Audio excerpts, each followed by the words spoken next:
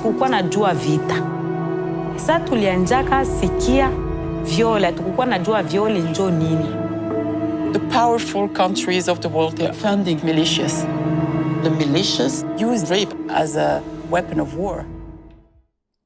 Welcome back, Worthy Watchers. We've got kind of a heavy one today.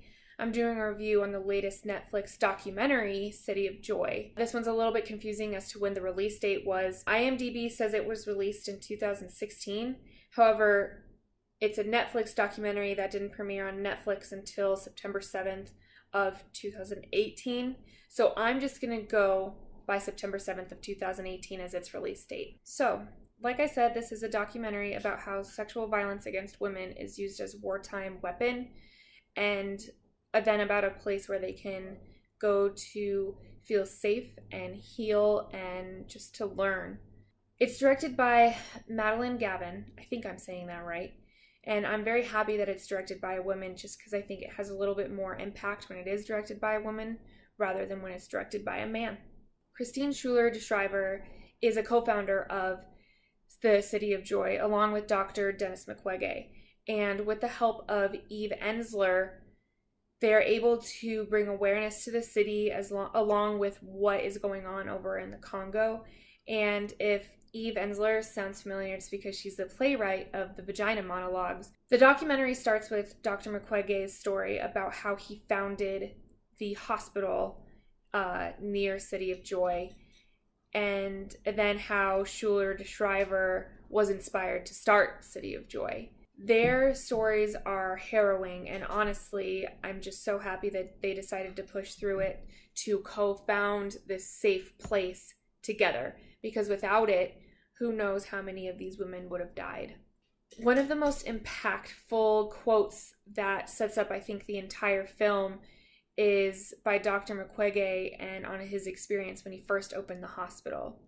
I quote, "The first person who was given medical care in the hospital was a victim of sexual violence. She had been raped by several people. After raping her, they shot her. I thought it was an isolated incident, but unfortunately I began to learn that that wasn't the case at all. I discovered that rape was being used as a weapon of war."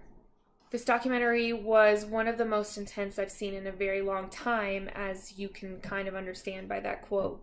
While there's no graphic imagery, at least not that I thought was graphic, the stories and experiences that these women share are horrific enough that you can kind of paint a picture despite whether or not you want to. As they're speaking, you kind of sit there on your couch and wonder how humans are capable of committing such violence toward other humans. Schuler de Schrijver believes that these children and men of these rebel groups are taught to use sexual violence as a weapon, because when a rebel violates a wife in front of her husband and her children, her husband then shames her and shuns her from the home, and therefore destroys the family in that aspect. But then you have to think about these children and what it's like for them growing up with these images of seeing their mother go through that,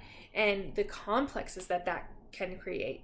While it was heart-wrenching about 80% of the documentary, you couldn't help but smile and laugh with these women while they were in the City of Joy. It was incredible to watch them as they learned about their bodies and what's normal and what's not, and how basic functions work. A lot of these women never went to school and they never had this education, so it was fun watching them as their faces lit up because, oh, that's what's supposed to happen.